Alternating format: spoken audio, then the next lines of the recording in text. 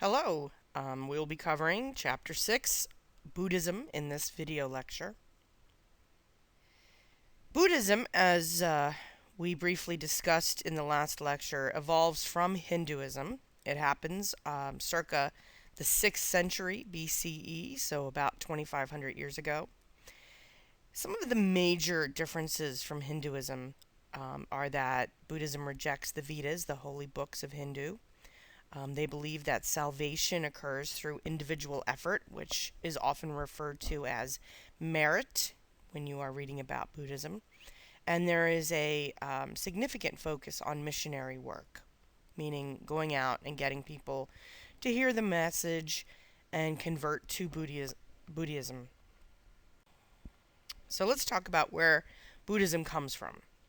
Siddhartha was born around 560 BCE in a part of ancient India, which is now present-day Nepal.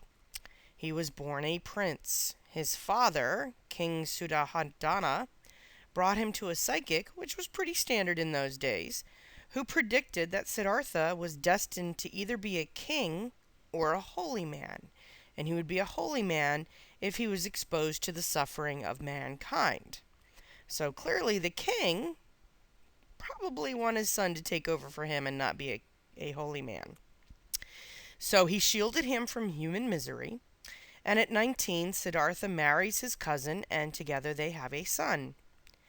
But as he got older, he began to realize that life outside the palace was not very pleasant. Despite his father's efforts, right before he turns 30, he discovered the suffering of his people. And this is where he encounters what's known as the four sights. The four sights are, number one, he encounters an elderly man. So here you see in the picture, there is the elderly man laying on a little bench. He sees a suffering, diseased man. So again, you see pictures of him with a diseased man, an older man. A decaying corpse, which is up here, and number four, a monk who had renounced the world in search of release from his suffering. So Siddhartha sees all of these things, and it makes him realize the reality of where he is living. And remember, the idea of illusion is part of our ignorance. So when we see the four sights, when Siddhartha has the four sights, his illusions are breaking through and reminding him that he is in fact ignorant. So consequently, Siddhartha left shortly after that in the middle of the night, leaving behind his wife and son. He cuts his hair and trades his clothes with a beggar, and he begins his search for answers to life's miseries. Initially, he tried to live the life of an ascetic for 6 years. An ascetic usually is a religious person who practices severe self-discipline and avoidance of all forms of indulgence. He became a master ascetic to the extent he could survive on 1 grain of rice per day. And you'll see this is a very famous image of Siddhartha during his ascetic years. You can count his ribs. Unfortunately, after 6 years of self-deprivation, he still does not find enlightenment. Eventually, Siddhartha abandons the ascetic route and concentrates instead upon meditation, and discovered what Buddhists call the middle way. It is a path of moderation that lies midway between the extremes of self-indulgence and self-deprivation. And you'll see in this picture, here's self-indulgence, he's drinking and eating, and he's got a woman, and then on the other side, that's self-deprivation, the incredibly emaciated man trying to find enlightenment through not giving himself any pleasures. So Buddha, or Siddhartha at this point, realizes that the best option is in fact the middle way. Through meditation, while sitting under a Bodhi tree, Siddhartha attained awakening or enlightenment. And enlightenment is called Bodhi by Buddhists.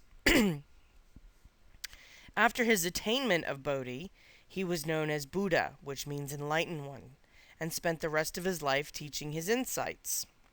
And here you see again Buddha looking fairly trim. Again, as I kind of mentioned in class, the idea of Buddha as this big, fat, jolly guy is more a Chinese invention to talk about his spiritual happiness manifested in size. Because up until recently, a person who was overweight was seen as very wealthy because they could afford all that food. So in China, the image of Buddha as this big, happy, fat guy is really a way of showing his spiritual happiness and spiritual wealth. Buddha came to understand that people were bound to the endless cycle of life, death, and rebirth because of Tanha, which is desire or cravings. It is desire that causes karma, and this is what controls people. When one ceases to desire, they attain enlightenment. And, here's a button: desire less, suffer less. So the less we want, the less we suffer. And then another famous quote by the Buddha: to conquer oneself is a greater task than conquering others. And pacifists have often used that as a quote to represent who they are. I also love this cartoon. What do you do when you have freed yourself of all desire except the desire to be free from desire? So a little rhetorical question placed to the Buddhist monk, but the reality is that when one ceases to desire, one ceases completely to desire anything. And that's when one achieves that enlightenment. Buddha, having reached enlightenment, sought out the 5 monks he had practiced asceticism with. They had shunned him when he started eating regular meals again.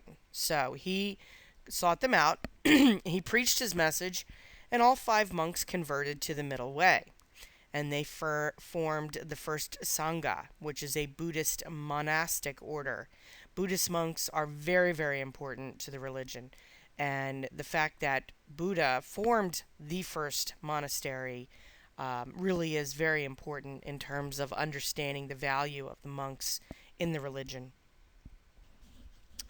So, Hinduism and Buddhism, of course, have several similar features. All living things are reborn into new lives, samsara. All actions will be compensated in the next lifetime, which is karma. And release from samsara is the ultimate goal, also known as moksha. But the differences are very significant of finding them on earth in terms of the way that the religion is practiced. So one of the major differences is that any person of any caste or gender could find enlightenment, unlike ancient Hinduism, which said only men could find enlightenment. And remember, if you were a Shudra, someone at the lowest level of society, you also could not find enlightenment yet. You had to wait to be reborn. Dharma becomes the teachings of Buddha, and Dharma is the rules, the right way of doing things. Buddha also considered the gods to be mortal beings subject to karma and samsara, and he saw them as irrelevant and rejected the notion of sacrifice. And perhaps one of the most important things that Buddha did was he allowed nuns to join the religious order, or he allowed women to join the religious order as nuns. And his former wife became one of the first nuns in Buddhism. And you are left only with happiness. Buddha also had 5 rules for moral conduct, and they are going to be fairly familiar with most of the other religions. Number 1, do not kill. Number 2, do not steal. Number 3, do not lie. Number 4, do not engage in improper sexual conduct. And number 5, do not partake of intoxicants. And, these are just the 5 general rules for human behavior. According to scholars, Buddha dies around the age of 80 in 480 BCE in India after eating spoiled pork. So you got to always be careful of that pig. Within a year of his death, schisms among his followers emerged and continue between two major groups to this day. The Theravada, which is the tradition of the elders, and this is a very conservative Buddhist group. And then the Mahayana, the expansive way. This is the liberal side of the group, and they are much larger than the Theravada. So let's look at Theravada Buddhism a little bit more closely. It claims to be the most closely aligned version of the original teachings of Buddha, and again, that's why it's called conservative. The goal is to attain merit, for example, funding the building of a new temple to earn enlightenment. Dharma, which is the right way to do things, must be written down in the original ancient language of Pali. Theravada Buddhists generally only eat one meal per day. They believe that the divine state is to be a monk, and it's very popular in southern Asian countries, and you'll see they're wearing kind of a gold robe. Mahayana Buddhism is still Buddhism, but it's a much different perspective. In addition to liberation from samsara, this type of Buddhism teaches the value of being service to others. This sect also believes that it is possible to expand on the interpretations of the lessons the Buddha delivered.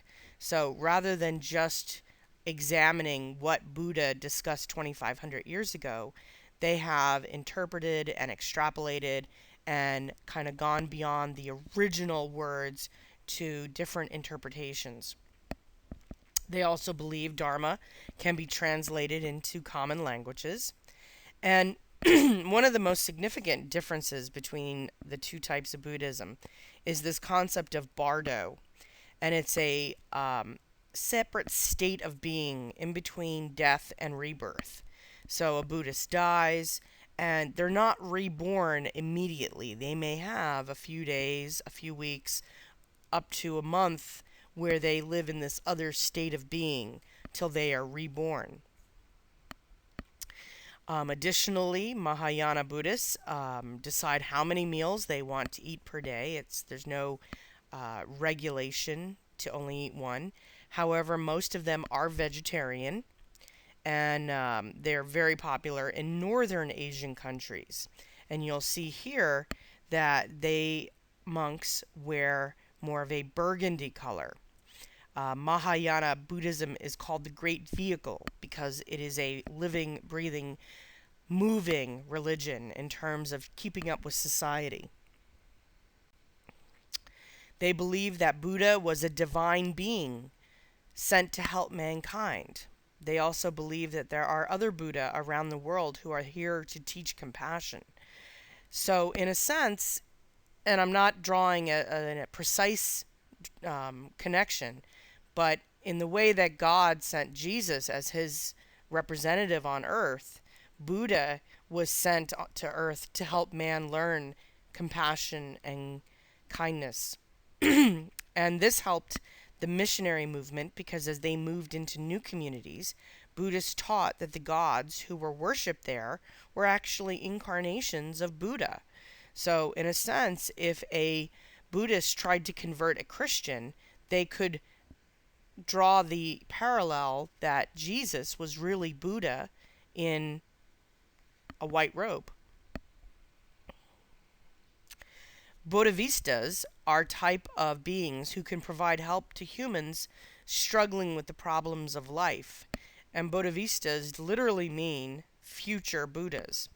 They're sort of like angels in a sense, that they're higher level beings closer to achieving enlightenment. And they are on earth to help fulfill Buddha's mission. And you'll see here in this picture that you have the Buddha, and then you have two smaller versions, which are the Bodhisattvas, and then everyone else. And everyone else are the regular humans. So using size as a way to identify where you are in society can really tell you that the Bodhisattvas were seen as very important. Also, upon achieving nirvana, they postpone their samsara until all mankind can attain it. So, not only are they there to help mankind, but they are also very, very generous in the sense that they are not willing to unite with God till the rest of humanity is.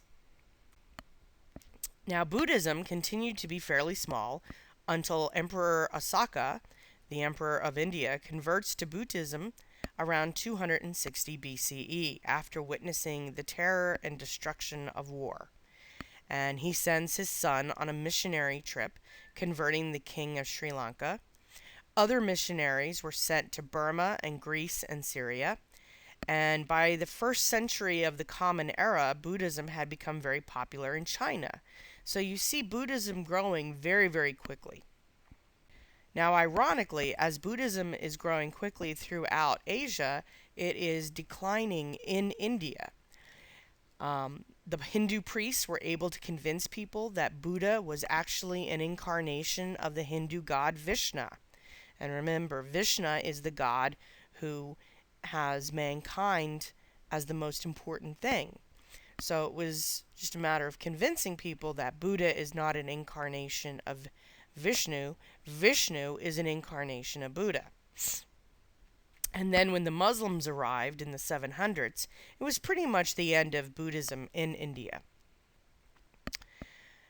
Now there's also a type of Buddhism which a lot of us have heard about because of the political issues that are going on in this particular part of the world, and it's called Tibetan Buddhism. It was introduced around the 7th century of the Common Era by King Srong Basan Sagampo, who wanted to introduce both Indian and Chinese culture to his people. Two of his wives were Buddhist, and he asked them to find teachers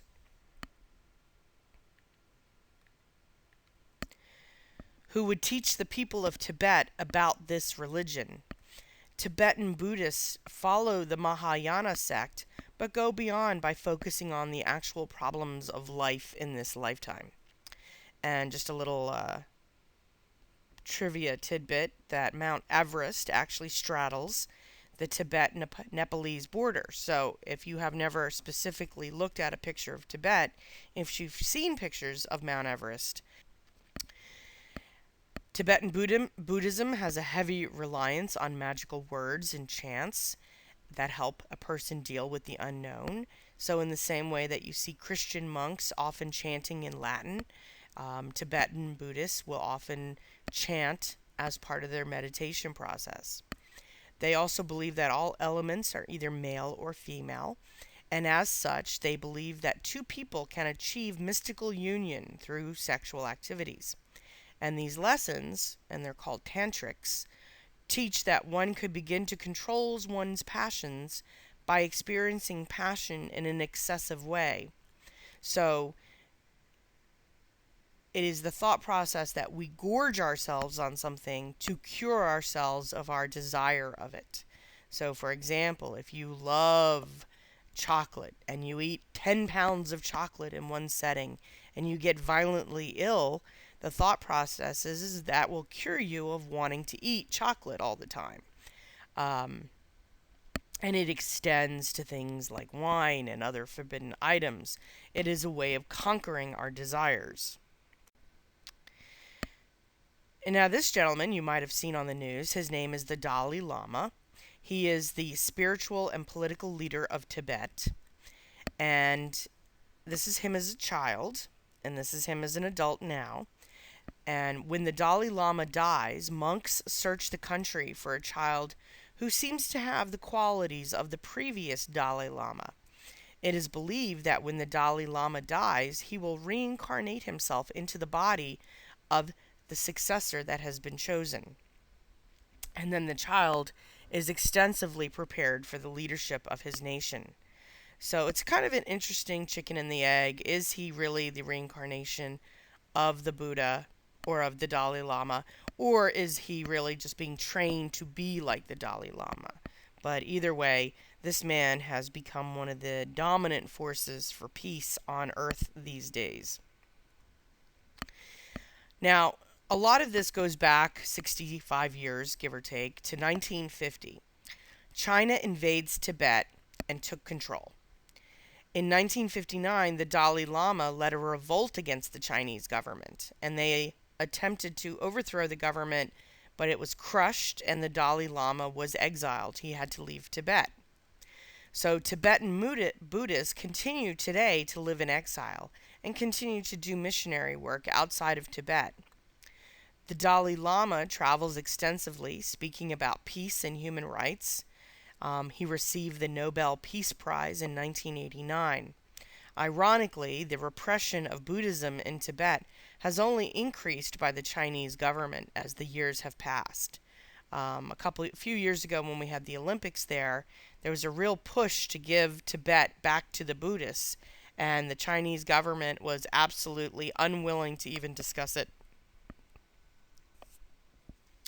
So let's look more specifically at Buddhism to understand their sense of why they are on earth and what their future is. So we have the four noble truths of Buddhism. Number one, life is suffering. Life is a sorrowful state of existence, and it is the objective of every person to end the cycle of rebirth through moksha. Number two, suffering is caused by ignorance. We continue to go through the cycle of rebirth because we are ignorant of how to achieve perfection with God. This ignorance leads to craving for life, for pleasure, and for attachment. Our cravings to have a life based on pleasure and attachment cause our rebirth. Number three, suffering ends when a person is enlightened. A person must overcome ignorance to gain enlightenment. Once a person achieves enlightenment, they become exempt from desire and attachment, and they achieve a state of nirvana.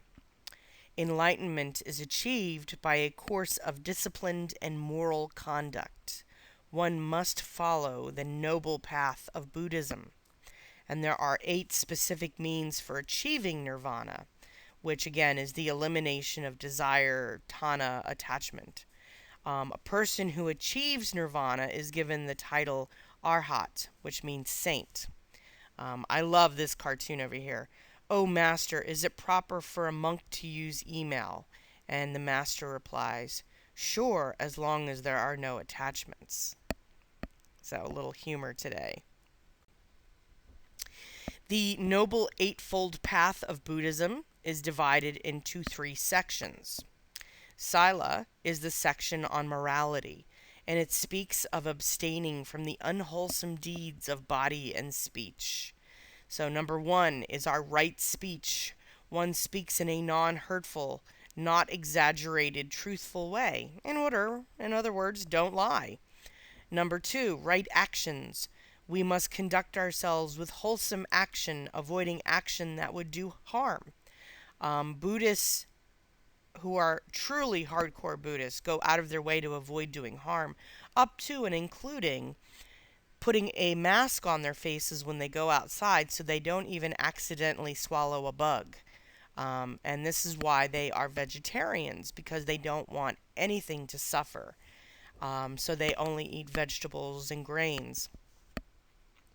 Number 3, right livelihood. One's way of livelihood should not harm in any way oneself or others, directly or indirectly. So whatever your job is, it should not in any way harm you or harm others. So if you work for a bank and you are doing all kinds of bad things, that is against the idea of right livelihood. The next section is called Samadhi, and it is developing a mastery over one's own mind. So number 4 is right effort and exercise. And this is when one makes an effort to improve oneself. Number 5, right mindfulness and awareness. It is the mental ability to see things for what they are with clear consciousness.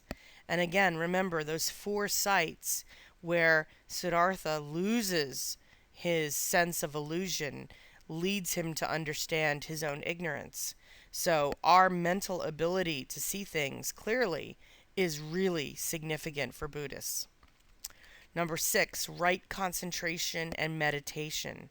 We must be aware of the present reality within ourselves without any craving or aversion.